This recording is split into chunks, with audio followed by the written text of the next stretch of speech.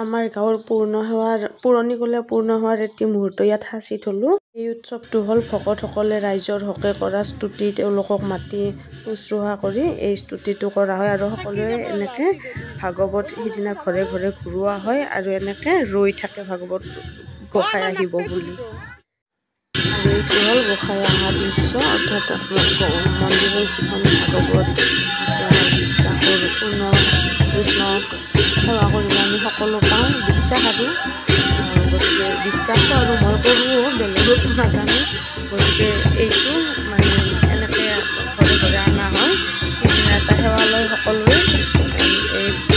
এইখন স্থাপনাৰ পৰা আমি মানে ঘৰো পবিত্ৰ হয় বা ভাল লাগে আৰু বছৰেকীয়া নিয়ম আমাৰ অতীজৰে পৰা চলি অহা। গতিকে এতিয়ালৈ এনেকৈ ভাগৱত অনাৰ পিছত সকলোৱে মাহ প্ৰসাদ খাই আবেলি অনুষ্ঠানটো হয়। আৰু এনেকৈ সংকীৰ্তন কৰি ঘূৰাই অহাৰ পিছত ভাগৱত ঘূৰাই অহাৰ পিছত এনেকৈ সকলোৱে মাহ প্ৰসাদ চাহ পানী খাই আবেলি অনুষ্ঠানটো আৰম্ভ হয়। আৰু আবেলি গোটেই অনুষ্ঠান থাকে। আমাৰ গাঁৱৰ কিবা ভাল কোনোবা ৰিজাল্ট কৰিলে কিবা কৰিলে সেইখিনি সম্বৰ্ধনা হয় আৰু সকলোৱে এনেকৈ চাকি বন্তি জ্বলাই পিছত ভকতসকলে ইতিমধ্যে আহি পায় এইখিনি সময়ত আৰু অনুষ্ঠানো আৰম্ভ কৰে বুলি কৈছে।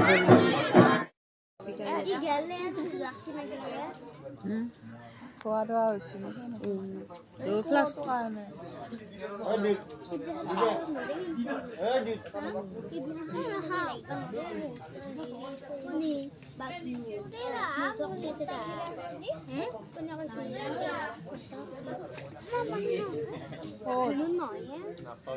আৰু এই ভকতসকলৰ তেওঁলোকৰ নিয়ম অনুসৰি তেওঁলোকে মানে এই কলডাল বৰি নিয়ে তেওঁলোকৰ নিয়ম সংকীৰ্তন কৰি নাম গুণ গাই এনেকৈ কলডাল পূজা কৰি তেওঁলোকৰ মতে পূজা কৰি বৰি নি কল মেৰু স্থাপন কৰে, সদাচাৰ স্থাপন কৰে আৰু তাৰপিছত তেওঁলোকে গোটেই ৰাতি নাম প্ৰসংগ কৰি যায়। কৰি ৰাতি মানে পোহৰলৈকে থাকে আৰু তেওঁলোকে ভোগ হিচাপে প্ৰসাদ হিচাপে মানে গাখীৰত সিজোৱা পায়স চাউল অৰ্থাৎ তেনেকৈ পায়স ভোগ ৰাতিপুৱা খাই যায়। আৰু মই যিখিনি পাৰোঁ দেখুৱাম বাৰু। মোৰ মানে বাবা হৈছে, মই আহিছোঁ এতিয়া ৰাতি 12মান বাজিলে।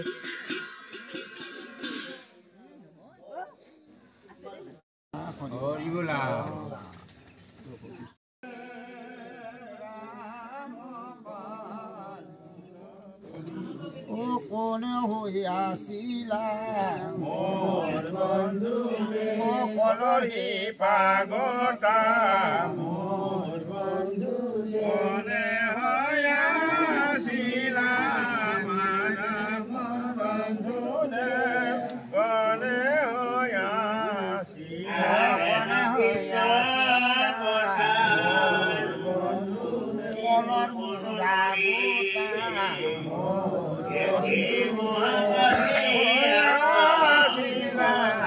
গোটা আমার বন্ধুরে কোনে হইয়াছিলা, কোনে হইয়াছিলা মোর বন্ধুরে কলর পত্র জুড়ি মোর বন্ধুরে কোনে হইয়াছিলা।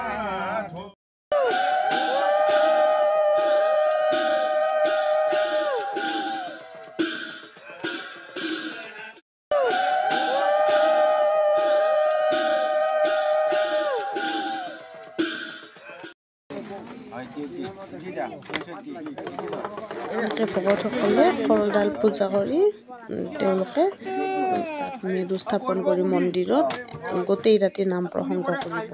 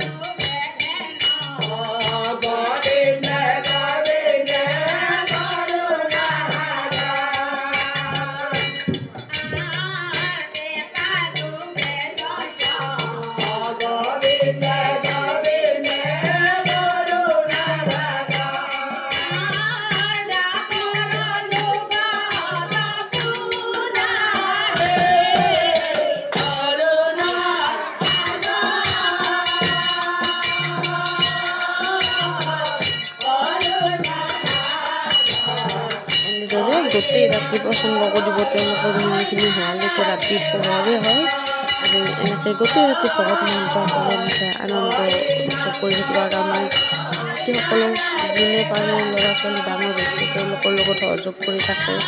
এইবাৰ আমাৰ মন্দিৰটোৰ অৱশ্যে ভিতৰৰ ভাগটো নাই ভাল হোৱা নাই আৰু বনাই আছে, গতিকে সিমান এটা মানে ডিচিপ্লিন হোৱা নাই। ভকতখিনি তেখেতসকলে অলপ কষ্ট পাইছে, তথাপি তেখেতসকলে তেনেকৈ থাকিব গোটেই ৰাতি।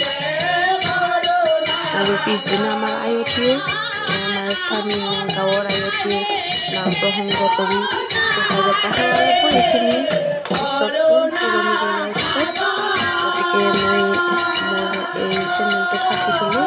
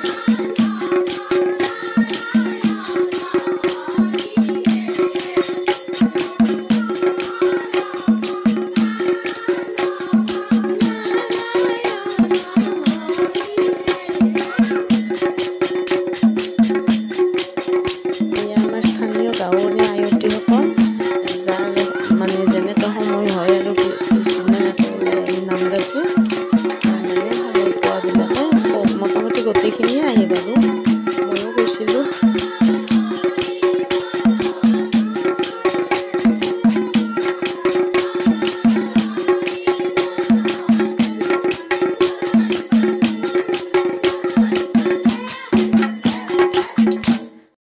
গাঁৱৰ যিহেতু এটা অনুষ্ঠান আছিল, গতিকে গাঁৱৰে ঠিকা হ'লেও মানে তেখেতক সন্মান জনাই নামখন আৰম্ভ কৰাৰ বাবে গাঁৱৰ ফালৰ পৰা সন্মান কৰি এখন গামোচাৰে